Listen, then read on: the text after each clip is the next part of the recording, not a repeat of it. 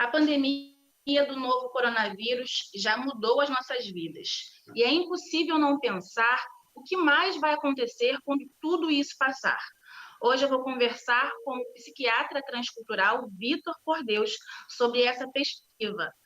Olá, doutor Vitor, tudo bem? Olá, tudo bem, Dandara? Tudo bom? Na medida do possível, né? Tudo bem. Eu queria Uma que a gente loucura, iniciasse... né? Uma loucura muito grande. Eu gostaria que a gente iniciasse o programa de hoje com uma explicação da diferença do tratamento que você faz, né, com a psiquiatria transcultural, com as psiquiatrias mais conhecidas no mundo. Então, psiquiatria transcultural, né, que em grego quer dizer medicina do espírito através da cultura, né? Então, o insight fundamental da psiquiatria transcultural é que as doenças mentais são produções culturais, são construídas pela cultura, pelo hábito cultural, pelos vícios, pelo mau hábito cultural, né? Então, nessa abordagem, que também pode ser chamada antropologia da psiquiatria, né? Onde tem o departamento lá na Universidade McGill, em Montreal, onde eu dou aula, né? Onde eu trabalhei os últimos 4 anos, a gente faz uma abordagem antropológica. Então, se a pessoa está com depressão, está com psicose, né? Está com uma síndrome ansiosa, a gente faz a história dela, a história da família, a história dos pais, a história dos avós, a história do núcleo, né, familiar, a história da comunidade. E aí é muito bom, porque a gente sempre encontra traumas, violências, abusos sexuais, abusos psicológicos, né? Então, essa abordagem da psiquiatria, ela é uma abordagem antropológica, histórica, né? E isso está alinhado com a medicina hipocrática, né? O Hipócrates, o fundador da medicina, ele já dizia da importância de olhar a história, a alimentação, a água, os hábitos, a cultura, o sonho, o pensamento do paciente.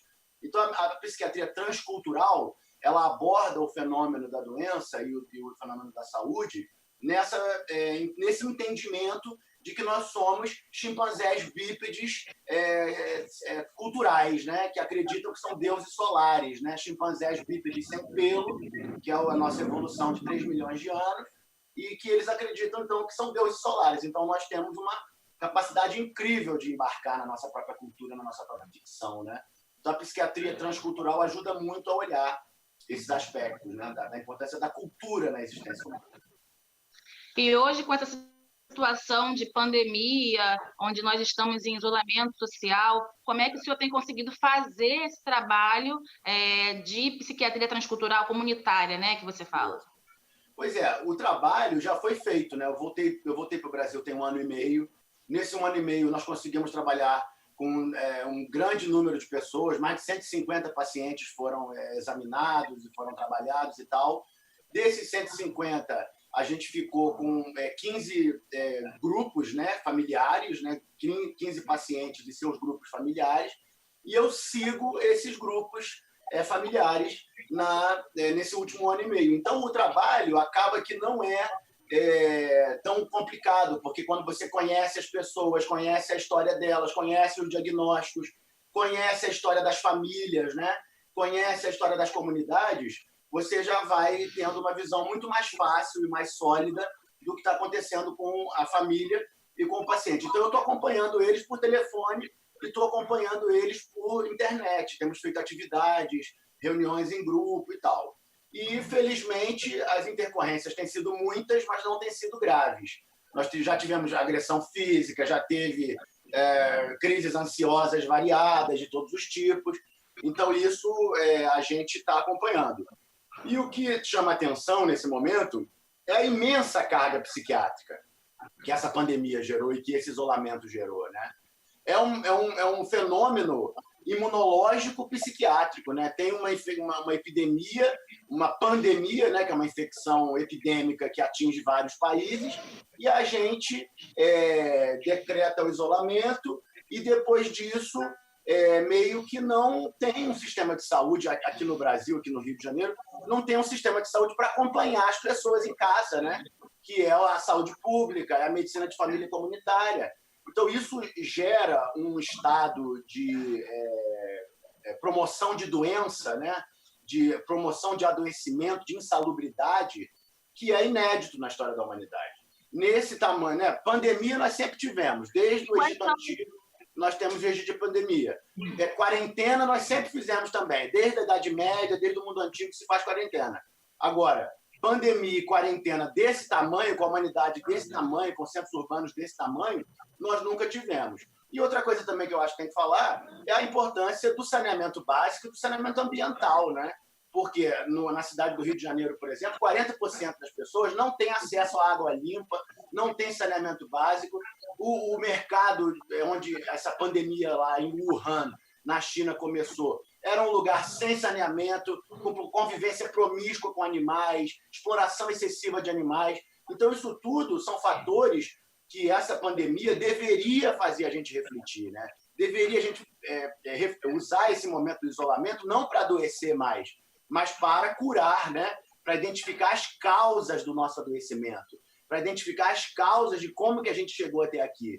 E aí é muito preocupante, porque não tem ninguém falando sobre isso, sobre saneamento básico, saneamento ambiental, saúde mental, saúde da família, saúde da comunidade. Até onde nós vamos achando que entrar a polícia, matar 15 pessoas numa comunidade não vai gerar doença grave, não vai gerar depressão, não vai gerar toda sorte de problema. Então, eu acho que uma das grandes questões que nós estamos enfrentando é exatamente essa, a ausência de uma reflexão razoável que explique o que nós estamos vivendo. E o componente da saúde mental, me parece que é um dos componentes principais, justamente na geração, na amplificação e no possível tratamento disso que nós estamos vivendo. Você falou bastante da questão da saúde mental. Como é que você tem percebido a diferença das pessoas que estão, nesse momento agora, vivendo, então, isolamento social, tipo de reclamações que você ouvia antes e agora mudou um pouco, talvez, essa perspectiva? O componente psiquiátrico desse processo que nós estamos vivendo é imenso. Isso ninguém está falando, ninguém olha, porque há uma negligência da medicina com a saúde mental. A medicina, historicamente, essa medicina moderna, ela acredita que o corpo não tem emoções, né? Que as emoções estão separadas do corpo, que o corpo é uma máquina. Então, a gente aborda sempre o corpo como máquina, aborda os pacientes como se eles fossem uma máquina. E isso revela, nesse momento, uma epidemia, uma pandemia de doença mental. Agora, da literatura científica, isso já é conhecido. Se a gente for levantar os artigos que estão discutindo pandemia de doença mental, já lá desde a década de 80, 1980, 1981, já tinham pesquisadores do campo da psiquiatria, do campo da saúde mental, apontando que nós estávamos entrando numa pandemia de doenças mentais, uma pandemia de depressão, uma pandemia de ansiedade, uma pandemia de esquizofrenia, de psicose, né? E essa pandemia, nos últimos 40 anos, só aumentou. E esse momento é um momento em que nós atravessamos o limite, né? Fomos longe demais. Essas pandemias de coronavirose já estavam acontecendo antes, né? Já tinha a síndrome aguda respiratória do Oriente Médio, né? Que é a MERS, que é uma coronavirose de alta letalidade que aconteceu lá na Arábia Saudita, né? Na Índia, em Bangladesh.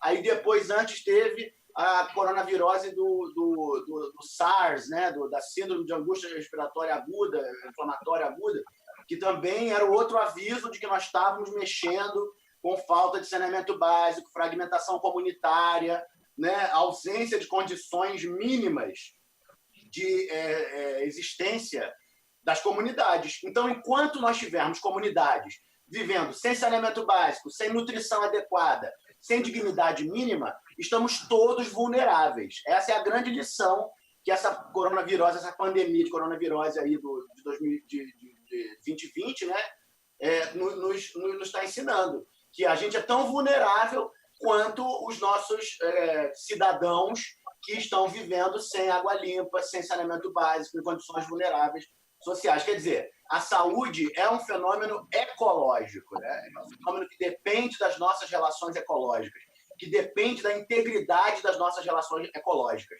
Ou seja, um plano de saúde pública verdadeiro, né, que abordasse realmente o problema nesse momento, começaria por saneamento básico, começaria por prover acesso à saúde às famílias e às comunidades que não têm acesso à saúde, que é justamente o que não aconteceu na nossa política pública no Rio de Janeiro, por exemplo. Inclusive, inicialmente, isso foi uma questão muito falada, muito apresentada aí nos telejornais, da questão das comunidades que não tinham acesso ao básico, não tinham água, e fala muito, vamos lavar as mãos, mas como lavar as mãos se não temos água nas comunidades, Muitas não é mesmo? comunidades E com falta o d'água. álcool gel, de repente a gente vê o preço do álcool gel disparando, né? Algumas pessoas aproveitando esse momento para aumentar os valores. Então, como dar acesso às pessoas menos favorecidas nesse momento de pandemia a saneamento básico, né? A água, e também ao que a gente precisa inicialmente, como o álcool gel também, que é importante, e com os preços abusivos que a gente tem visto aí, né? Pois é. Esse debate na saúde pública é um debate antigo, já do final da Revolução Industrial, né? No final do século XIX, os pesquisadores começaram a observar que os operários infartam 40 vezes mais do que os patrões. Isso no final do século XIX. Isso foi sendo observado, e hoje a gente chama essa coisa que chama determinação socioeconômica da saúde. Então, nós sabemos que a população mais pobre, marginalizada, que não tem acesso, né, aos bens de consumo, não tem acesso à educação, não tem acesso à informação, ela morre mais e adoece mais. O Covid-19 veio revelar isso ainda mais, né? Veio mostrar isso ainda mais. Isso é tão sério, por exemplo, que aqui na FRJ tem o professor Nelson de Souza e Silva, que ele fez um estudo comparando que as pessoas na Gávea têm 40 vezes menos chance de sofrer um infarto ou um derrame do que as pessoas comparadas em Santa Cruz, por exemplo. Né? Então, isso é um dado antigo. Isso no Covid vai ser verdadeiro. Quer dizer, as pessoas que estão vivendo sem saneamento básico, sem nutrição adequada, sem emprego, sem educação, né? Com a polícia dando tiro, com o narcotráfico dando tiro, milícia dando tiro, tudo, né? Um ambiente social conturbado. O que esse ambiente social conturbado faz? Inflama. A pessoa fica inflamada, a pessoa fica com o sistema imune ativado. E aí, quando vem uma infecção dessas, que normalmente a gente gerencia bem, isso nós sabemos também, que 99% das infecções que a gente tem contato não produzem doença, né? A gente incorpora essas infecções como parte da nossa biologia, mas essa pessoa está inflamada, que está deprimida, que está destruída, que está humilhada, que não tem comida, que não tem água limpa, que está na marginalidade, essa pessoa tem tendência a morrer mais e adoecer mais. E não é só de coronavirose, é de todas as doenças conhecidas. É de câncer, é de derrame, é de infarto, é de doenças sexualmente transmissíveis, o abuso de drogas, o abuso sexual infantil. Quer dizer, a gente está escondendo a nossa loucura de nós próprios. E a gente não pode fazer isso. Toda vez que a gente esconde a nossa loucura de nós próprios, a nossa loucura vem e derruba a gente. E no meio disso tudo, né, que a gente já sabe que é a situação da saúde pública, tem uma guerra política. Eu tenho falado que é a guerra da tese contra a antítese. Então, a tese e a antítese brigam, e não tem nenhum espaço para uma síntese, né? Que é um pensamento mais amplo, capaz de explicar, capaz de acomodar as contradições.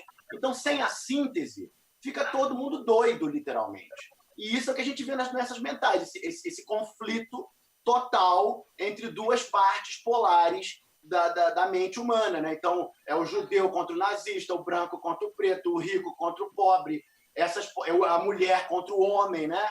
Essa epidemia de feminicídio, epidemia de violência doméstica.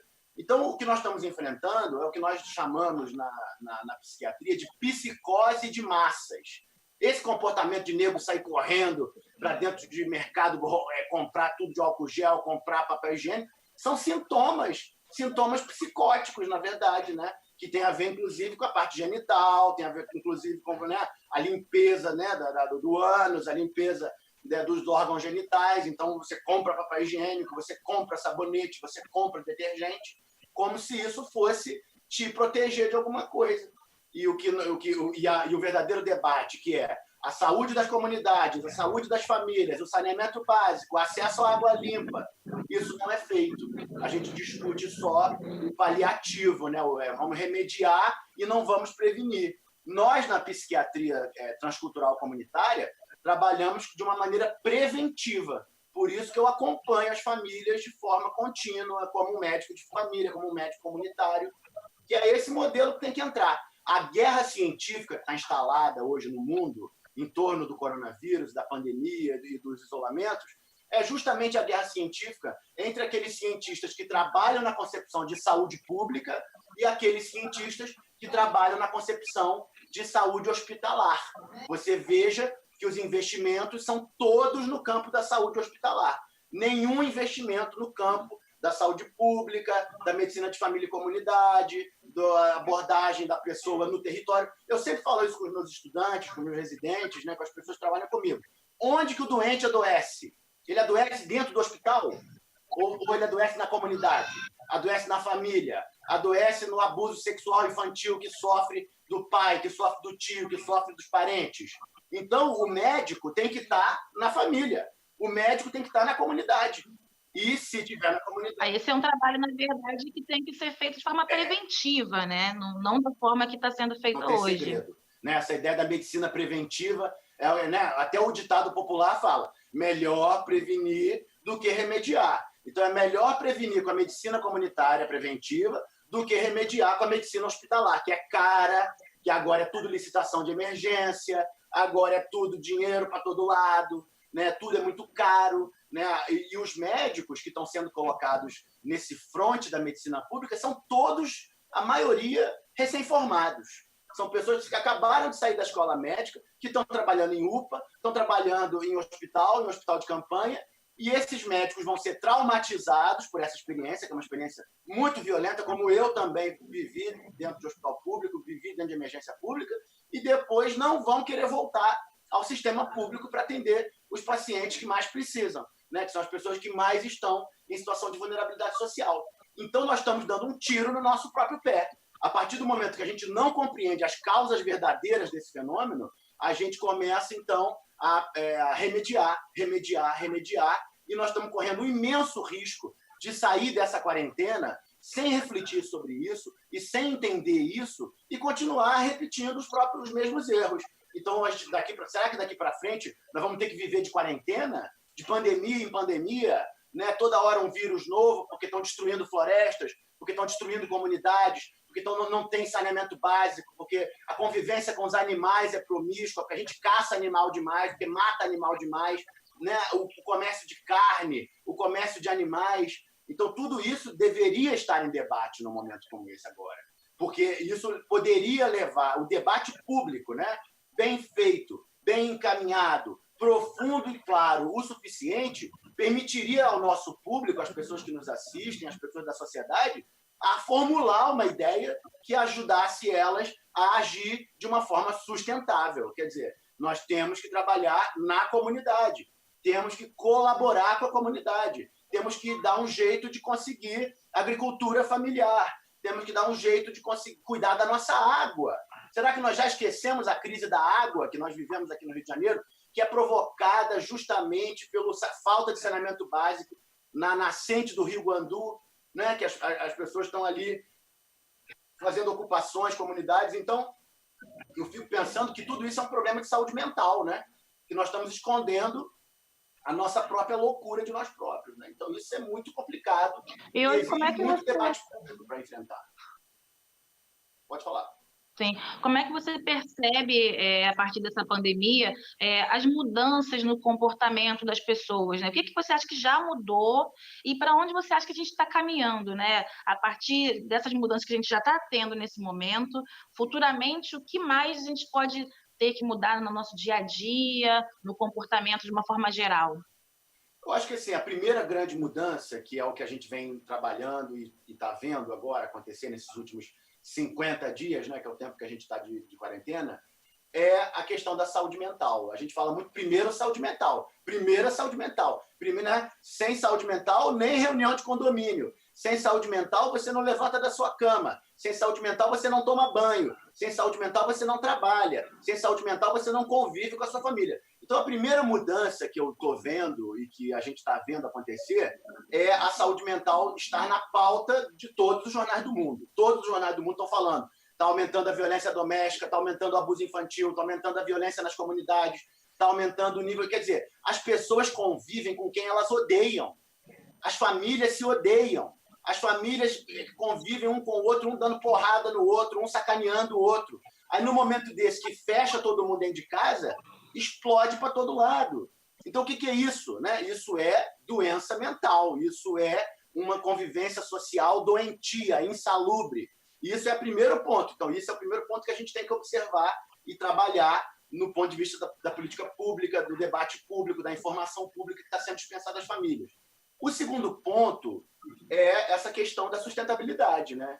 Quer dizer, nós vamos ter que refletir agora e pensar, nós vamos querer viver de uma forma sustentável com o meio ambiente, sustentável com a nossa comunidade, sustentável com a nossa família, ou nós vamos viver de quarentena em quarentena, de pandemia em pandemia, porque isso está configurado agora.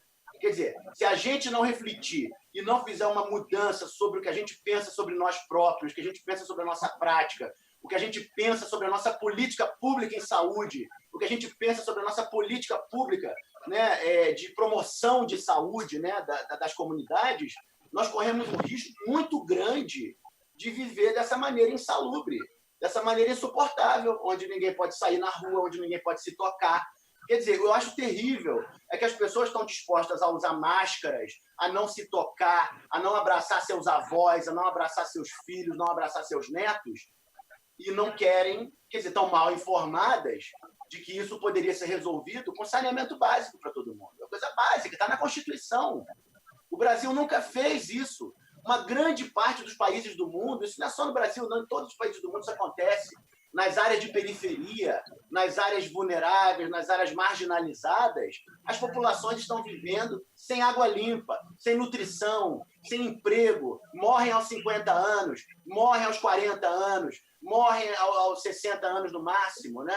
Então, isso está chamando a atenção, né? Que a gente precisa de uma grande mudança. A grande vantagem que a gente tem nessa quarentena é a possibilidade de transformar as nossas ideias. A grande função que nós temos tido, inclusive com os meus clientes que eu acompanho por internet há mais de um ano, agora na quarentena, mas acompanho, né, visitando em casa, fazendo tudo, é isso. Vários casos nossos tiveram essa oportunidade de estar em quarentena e visitar traumas da infância, visitar traumas da família, entender a sua história, se debruçar sobre a sua história, se debruçar sobre a história da família. E esses casos são os casos que estão indo melhor, que estão tendo menos intercorrências e menos dificuldades. Então, o que a gente está vendo é a necessidade de promoção da saúde mental. No Brasil, para nós, isso tem um debate especial, que é o debate da pedagogia da autonomia, né, que o velho educador Paulo Freire fazia, quando ele fala, olha, nós não podemos depender, nós temos que ter autonomia de pensamento, temos que saber raciocinar a nossa condição, a nossa situação, a situação da nossa sociedade, a situação da nossa família.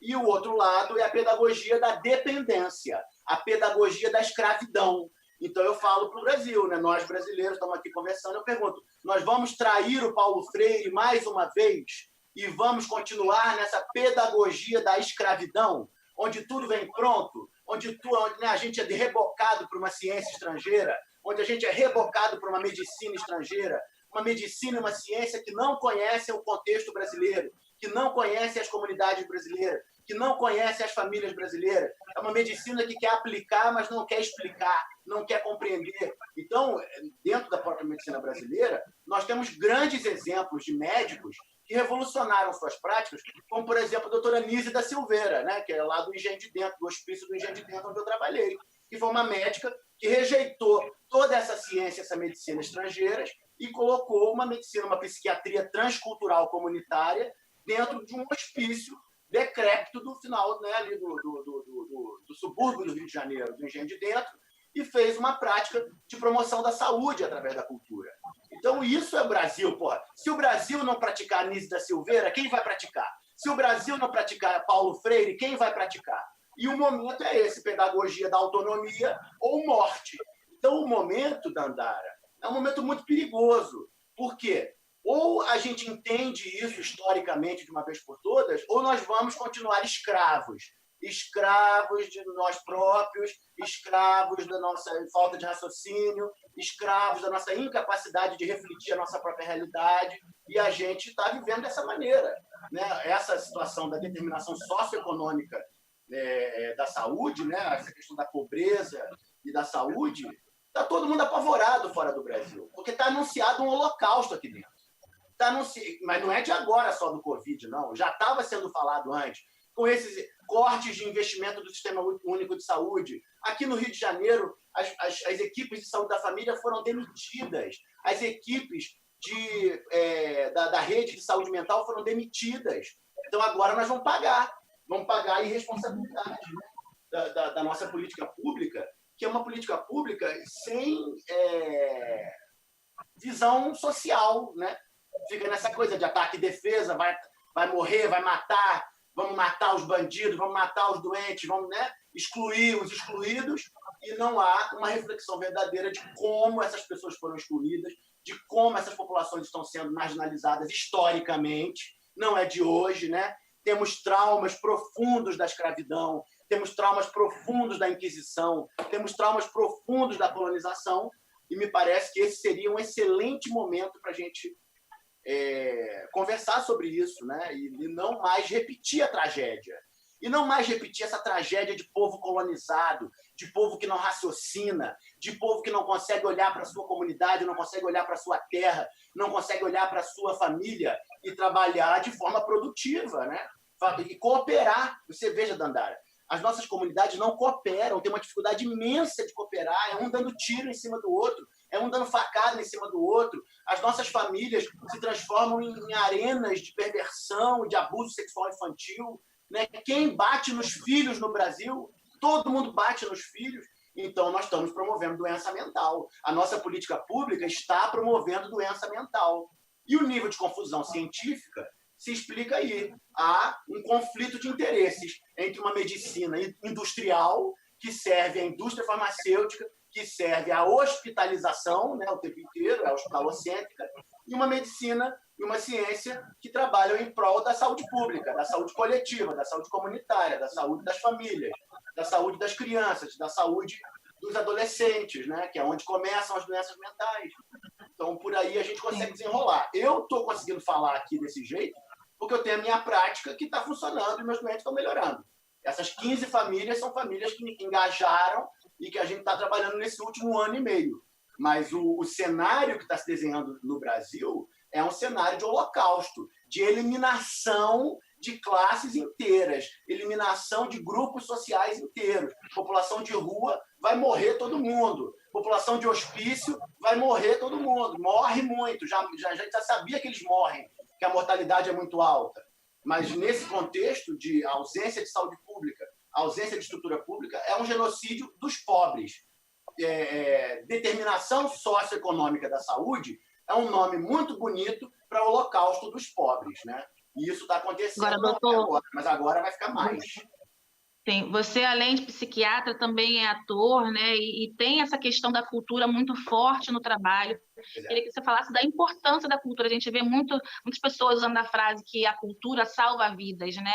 A importância desse movimento cultural também para, de alguma forma, ajudar nesse momento de pandemia. Pois é.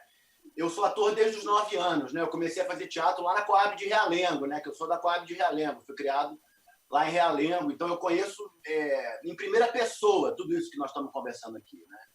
E um dos fatos que salvou a minha cabeça foi fazer teatro, né? Foi eu ter começado a fazer teatro aos 9 anos, na infância. Depois eu paro de fazer teatro para estudar medicina, mas dentro da medicina eu adoeço gravemente, né? Dentro da faculdade, quando eu atendo a morte cardíaca lá por erro médico do meu avô dentro do hospital escola. Então isso foi uma coisa que me destruiu e me demorou 5 anos para eu conseguir me curar de uma síndrome depressiva grave. E eu só consegui me curar quando eu retorno ao teatro, quando eu melhoro a minha capacidade de comunicação, quando eu trabalho coletivamente, quando eu trabalho de forma comunitária, de forma pública. Então, o que a gente descobriu, aí depois eu vou trabalhar no Hospício do Engenho de Dentro, né? Onde a doutora Nise da Silveira trabalhou. Então, a gente descobriu, né? Eu descobri na minha própria vivência, na minha própria experiência, que a produção da doença é uma produção cultural. Se quiser evitar a doença, tem que mudar a ação cultural, tem que mudar a maneira pela qual você se comporta. Então, você faz dieta herbívora, você faz exercício físico regular, você faz música, você faz teatro, você canta, você dança, você se expressa, você coloca a sua opinião para fora, ou você vive como um gado, só engolindo, engolindo televisão, engolindo rádio, engolindo cinema, engolindo o que te mandam fazer, engolindo tudo. Né? Então, isso é uma coisa que está bastante clara na nossa prática. O paciente que é culturalmente passivo, que é culturalmente alienado, que só engole, que só deglute, né? Ele está em situação de vulnerabilidade de saúde mental. Ele está fraco do ponto de vista de saúde mental. Ele está vulnerável à invasão de ideias patológicas, de ideias patogênicas, de ideias falsas. Ele está vulnerável à invasão de ódio, à invasão de ideias de extermínio, ideias obscuras, né? Ideias violentas.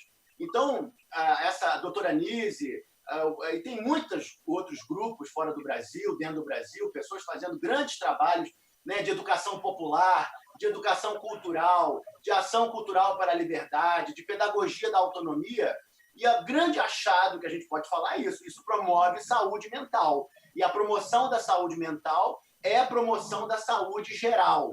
Não há saúde geral sem saúde mental. Não há saúde do corpo sem saúde da mente. Como diziam os romanos, muito antigamente, mente sã, corpo são. Né? Então, isso é uma coisa assim que a gente trabalha muito, fala muito, e que eu acho que tem que falar muito mais, porque as pessoas em casa não têm noção disso. Né? Isso é uma coisa desconhecida, né? Essa abordagem. Hoje a gente vive hoje uma insegurança muito grande, né? De não saber o que vai acontecer, quanto mais tempo a gente vai precisar ficar nesse isolamento, né? De quarentena. Você acha que pós-quarentena, essa insegurança, por exemplo, de estar muito próximo, talvez, de uma pessoa, de estar num lugar muito cheio, você acha que essas inseguranças ainda vão continuar por um tempo? Ou vai ser uma grande euforia e todo mundo vai querer se juntar? O que você acha que vai acontecer depois que a pandemia passar? Eu acho que aqui no Brasil a gente tem que fazer um carnaval, né, para comemorar o final da quarentena. Eu acho que isso é a medida assim, de melhor promoção de saúde mental, que a gente pode fazer uma grande festa e todo mundo para a rua cantar, dançar, né, tocar, que é o que a gente sabe fazer. E só a gente sabe fazer, na verdade. Você vai ver no mundo aí, o pessoal está muito triste. Está todo mundo sem opção.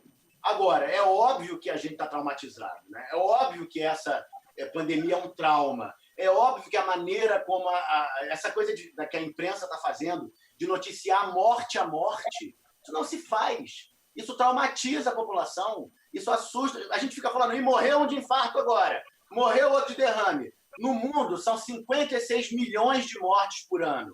A cada hora, morrem 6 mil pessoas no mundo. E a gente não fica falando, morreu um ali de infarto, morreu outro de derrame, morreu outro de câncer, morreu de acidente de carro, morreu porque foi assassinado, né? Então, isso é uma questão. Então, a nossa população está traumatizada. A nossa população está apavorada. A nossa população está com medo de morrer. Está com medo, né, de levar um vírus na cabeça, né, um vírus perdido, e morrer, né, de uma hora para outra. E isso não é verdade. Não vai acontecer isso. O que vai acontecer é morrer os fodidos, quem já está arrasado, destruído. Eu tive ontem notícia de 2 mortes em Realengo, né, na minha comunidade de origem. Uma pessoa que morreu, uma senhora de 60 e poucos anos, morreu Covid positiva, né, de pneumonia. Agora, era um caso de depressão gravíssima. Era o quadro mais grave da nossa comunidade toda. Uma síndrome depressiva de mais de 30 anos, uma pessoa muito debilitada, né? Traumatizada, oprimida. Então, isso deveria ser discutido. Os fatores mentais, os fatores das condições de saúde que a pessoa está atravessando como fatores de risco.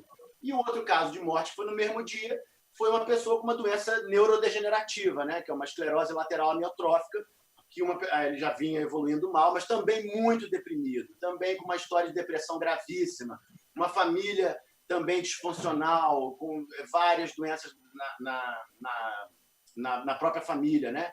Então, isso chama a atenção de nós, que quem está em perigo são as pessoas que não cuidam de si próprias, que não fazem exercício físico, que não se alimentam direito, que não têm uma condição de vida estimulante, que não têm um trabalho estimulante, que não têm uma educação estimulante. E a maioria do nosso povo, uma grande parte, está vivendo dessa maneira, né? O Rio de Janeiro é uma cidade de 7 milhões de habitantes, onde uma grande quantidade da população vive de forma excluída, vive de forma sem poder circular, sem poder trabalhar, sem poder viver direito. Então, essa é um debate que nos interessa fazer, né? Quais são as condições de promoção da doença e quais são as condições de promoção da saúde.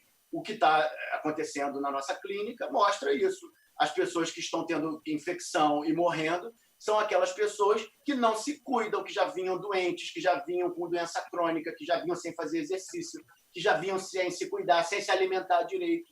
Então, é uma questão realmente de pensar se o nosso sistema produz saúde ou produz doença. E a resposta é clara, nós estamos produzindo doença. A medicina, ela se distanciou tanto das pessoas e se fechou tanto dentro de hospitais e drogas e máquinas e coisas tão poderosas que nós esquecemos o Hipócrates, que é o fundador da medicina ocidental, né? Quando ele diz que a gente tem que estar de olho na família, na comunidade, na água, na comida, no discurso, são nos sonhos, são na maneira como as pessoas estão vivendo, qual é o sonho de vida que elas têm, como elas estão experimentando, né, e construindo a sua vida. Aí é que o médico tem que trabalhar.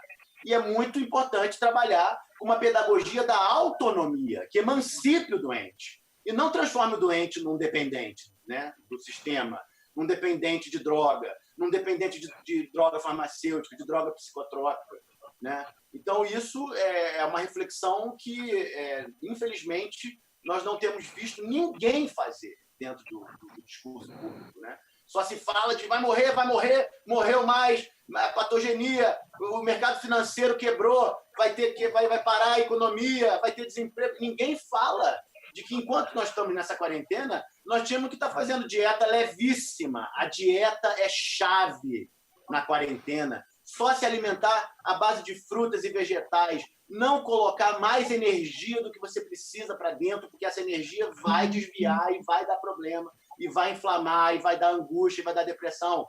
O exercício físico, a ginástica, é vital nesse processo. Quer dizer, se você estiver fazendo exercício físico regularmente, e tomando sol, e fazendo vitamina D, e melhorando o sistema imune, você vai estar melhor e vai estar com menos chance de adoecer. A higiene mental, né? A boa convivência com a família, o conhecimento. Nós conhecemos a história dos nossos pais, nós conhecemos a história dos nossos avós, nós conhecemos as histórias dos avós dos nossos avós. Não conhecemos. O brasileiro parece que deu na árvore, não tem passado, não tem memória. E aí sai todo mundo se dando porrada, esfaqueando, falando mal. Então, isso é o grande momento. Quer dizer, nós estamos dessa maneira, não é porque nós somos vagabundos, nem preguiçosos, nem mestiços, né, como o discurso racista costuma falar do Brasil. Nós estamos nessa situação porque nós somos um povo altamente traumatizado. Estamos vivendo traumas dos mais violentos. Se a gente vai nas comunidades, vai circular, vai trabalhar, atender as pessoas, aqui no Rio a gente vê coisas do Arco da Velha, né? A gente vê situações assim para lá de cruéis, de violentas. Então aí é que está a nossa loucura. Aí é que está a nossa doença. Quer dizer, a nossa doença é competição, é competição psicológica, né? É competir contra nós próprios, é sabotar o nosso próprio povo, sabotar a nossa própria família, sabotar a nossa própria comunidade. Qual é a dificuldade psicológica que a gente tem de cooperar uns com os outros, de cooperar com as nossas famílias, nós próprios, de cooperar com a nossa comunidade, de entender que nós somos um organismo coletivo, né? E que sem cooperar nós vamos ser esmagados de novo, de novo, de novo. Né? Então aí está uma questão psiquiátrica muito grande. Agora, para finalizar, eu queria que você falasse sobre uma situação que é a situação do isolamento, né? Dessa sensação de ver a vida passar pela janela. o que que isso significa, né, psicologicamente falando, como isso afeta a gente, o ver a vida passar pela janela? Pois é, esse isolamento social, né, e o ver a vida passar pela janela, ele é muito, para nós psicólogos, psiquiatras, né, que estudamos a psique, ele é um momento muito interessante, porque na verdade te volta para dentro, né? Você olha a janela de fora, mas na verdade abre a tua janela, o teu umbigo é um buraco negro, né? E aí você entra pelo umbigo, daqui a pouco você está num lugar desconhecido, né? Você está introvertido, como nós chamamos, né? O foco da nossa consciência, ao invés de estar na nossa vida cotidiana, nas nossas tarefas cotidianas, no nosso trabalho e tudo, ele está para dentro da nossa psique, para dentro do nosso espaço subjetivo, né? A gente fica introvertido, a gente fica internalizado. E aí, do ponto de vista psicológico, isso é uma grande questão, né? Porque quando você entra para dentro de você, o que você vai encontrar? Você vai encontrar suas memórias, você vai encontrar suas memórias boas, vai encontrar suas memórias ruins, vai encontrar os seus traumas, vai encontrar os traumas da sua família, vai encontrar os traumas da sua história. Então, isso nós chamamos de reativação traumática, né? É isso que causa as crises mentais.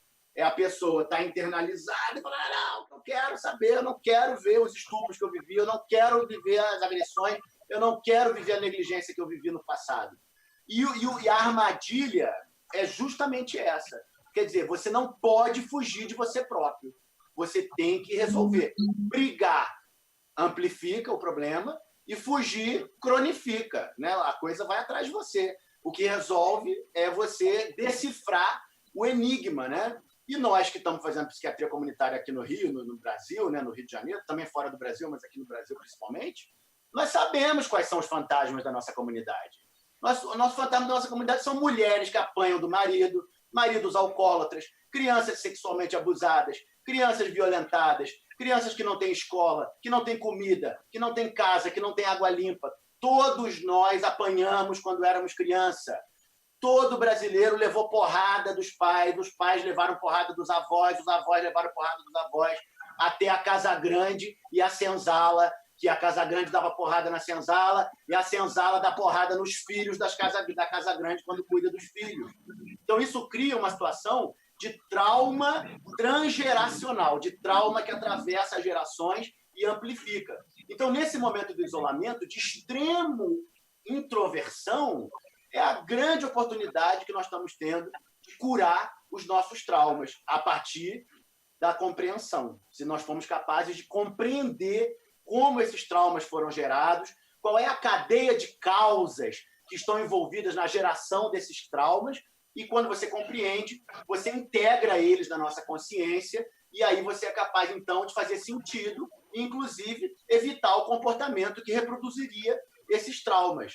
Então, isso precisa acontecer em nível nacional, em nível internacional também, mas nós não podemos falar de fora do Brasil, estamos falando de dentro do Brasil. Então, a televisão, as mídias, os rádios, eu tenho falado, nós temos que fazer uma novela, que fale da história do povo brasileiro, uma novela que junte as memórias do povo brasileiro, porque essas novelas que estão aí, elas detonam as memórias do povo brasileiro, né? Elas alienam as memórias do povo brasileiro. Então o povo vai ficando cada vez mais alienado, mais doente.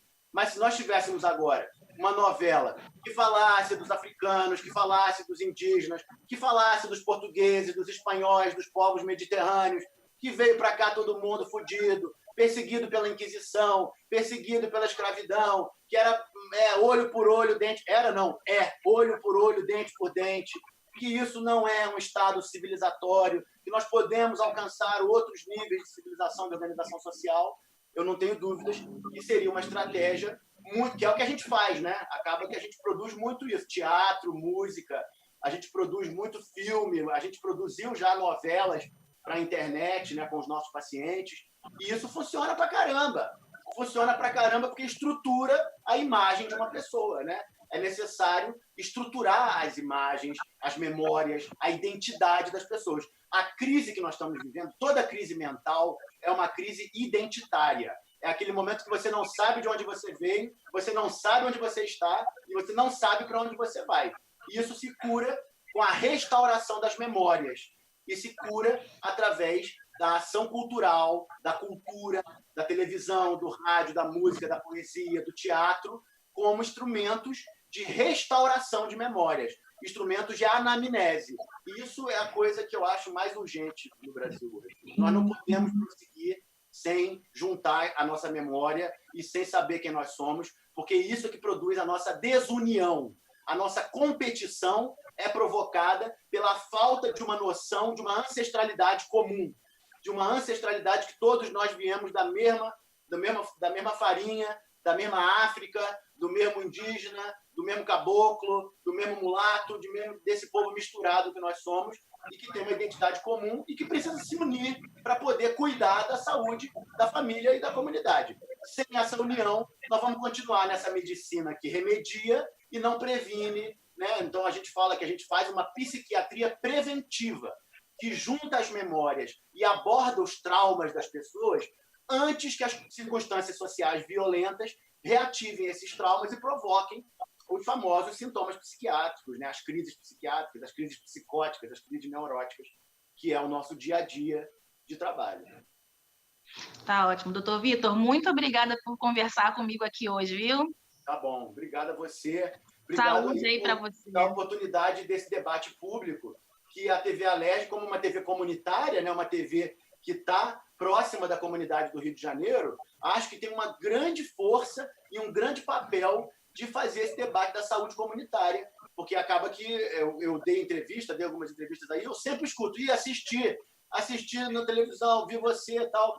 Então, isso é o que a gente está buscando, conversar com a comunidade, debater com a comunidade, fazer um debate público claro, profundo o suficiente e claro o suficiente de modo que as pessoas fiquem mais tranquilas e menos apavoradas, né? O medo é filho da ignorância. E a ciência, quando a ciência é verdadeira, ela produz paz. Quando é pseudociência, ela produz medo. Então, tem uma grande questão aí para a gente debater. Tá ótimo, doutor Vitor. Obrigada mais uma vez. Obrigado, Dandara. Valeu. Um abraço. E obrigada a você que nos acompanhou até agora. Para rever esse programa, acesse o site alerj.rj.gov.br. Até a próxima.